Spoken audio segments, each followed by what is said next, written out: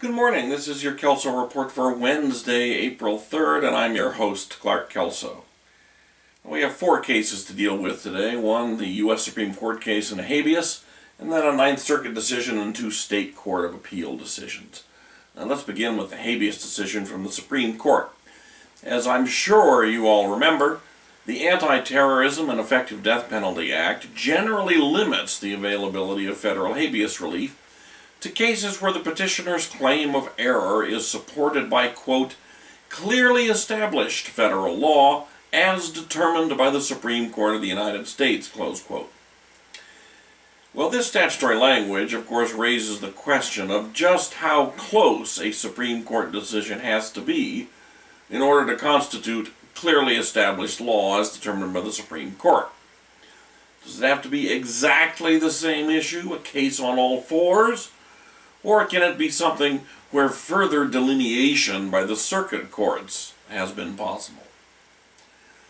The court faced this issue in Marshall v. Rogers, where the petitioner claimed the state courts violated his Sixth Amendment right to counsel by declining to appoint an attorney to assist in filing a motion for a new trial, notwithstanding his 3 prior waivers of the right to counsel.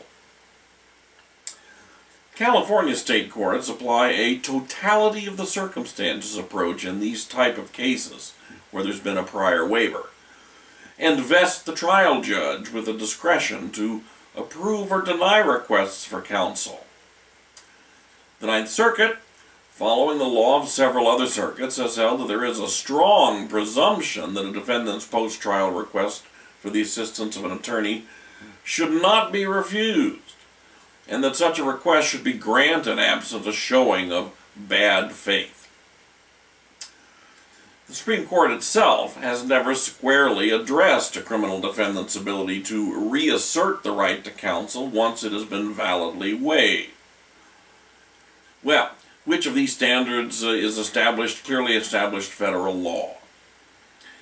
Well, in the absence of controlling Supreme Court precedent on all fours, the Supreme Court concluded that both the state court approach and the Ninth Circuit approach were reasonable applications of the general Supreme Court rules in this area of law, and that the Ninth Circuit therefore erroneously granted the petition for habeas, since the state court ruling was not contrary to clearly established federal law as determined by the Supreme Court. What matters is what the Supreme Court thinks is clearly established federal law, not what the Ninth Circuit thinks is clearly established federal law. Score 1 for the state courts and their reasonable interpretation of state law. Next, we have a Ninth Circuit decision involving employment discrimination.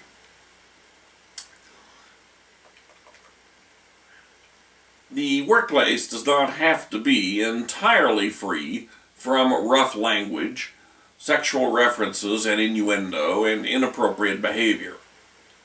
Under Title VII, a prima facie case of sexual harassment requires a showing that the offensive sexual conduct of coworkers is so severe or pervasive that it alters the conditions of the plaintiff's employment and creates a work environment that a reasonable person would consider hostile or abusive.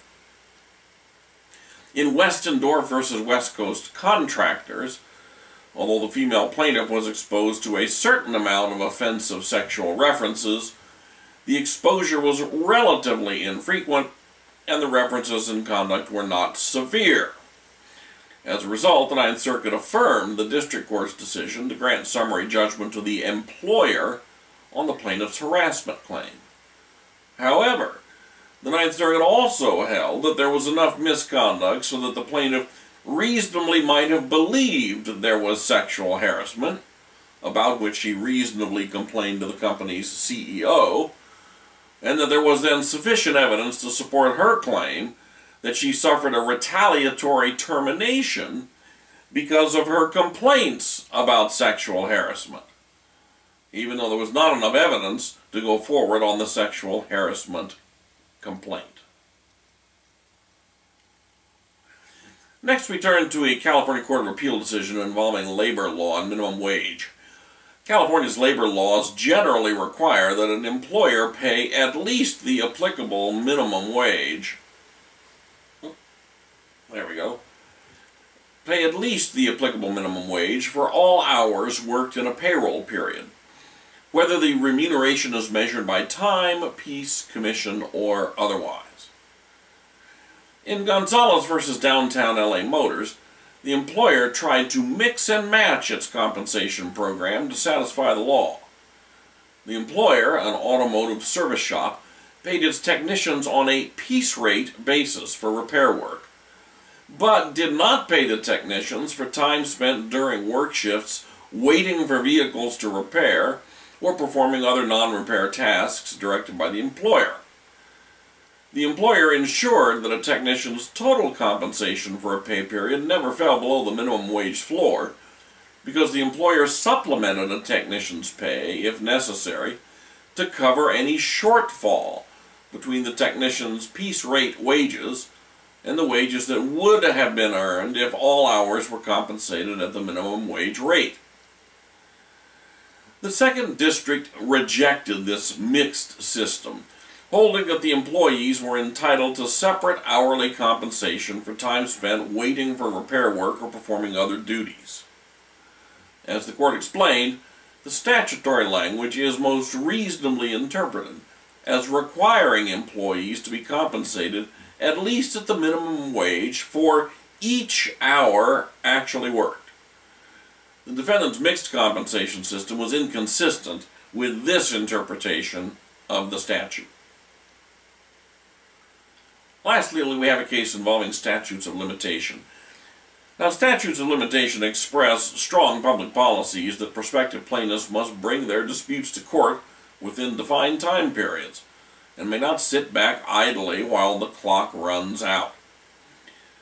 In Alliance for the Protection of the Auburn Community Environment v. County of Placer, the courts enforced a statute of limitation in the context of a CEQA challenge to a certified environmental impact report that had been approved by the County of Placer. The EIR was finally certified by the county on September 28, and the county issued a notice of determination on September 29. Based on that September 29 filing of the notice, any challenge to the EIR was due 30 days later by October 29. The plaintiff filed its petition on November 1, clearly missing the deadline. Confusion apparently with the service that was filing its petition. They just didn't get it in on time on the 29th. The plaintiff sought relief from its error under Code of Civil Procedure 473, claiming that its mistake was the result of excusable neglect. The Third District rejected this argument, citing Supreme Court authority for the proposition that Section 473's otherwise broad excusable neglect standard simply did not apply to limitation periods that were essentially jurisdictional in nature. In short, excusable neglect does not overcome a missed limitation period. And plaintiff's lawyer obviously has some explaining to do to his client. That's it for today's Kelso Report. Have a great day in the law.